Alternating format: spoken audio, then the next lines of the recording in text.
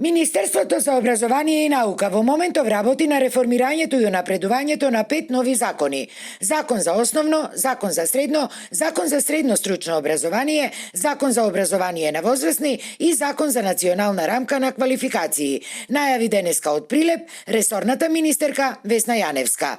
Тие веќе биле ставени на јавна расправа, пошто некаде во ноември се очекува и нивното гласање во парламентот. Закон за средно стручно образование до сега немавме, а е неопходен за да ги дозаокружиме процесите на учење преку работа и учење во дуални паралелки, што е исклучително значајно за нашата држава.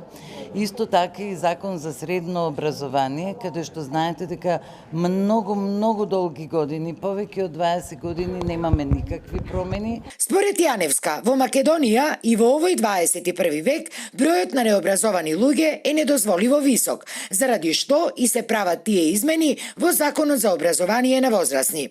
Во таа насока е и проектот за дообразување на возрастните лица повратници од странство со поддршка од UNDP, благодарение на кој денеска во Прилеп беа доделени 29 сертификати за завршено основно образование токму на вакви лица.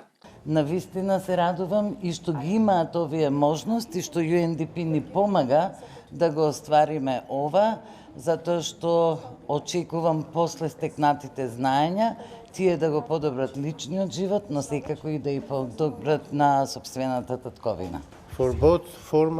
И за формалното и за неформалното образование сметаме дека ова е одлична можност која што им ја зајакнува реинтеграцијата целосно во општеството на кое што припаѓаат.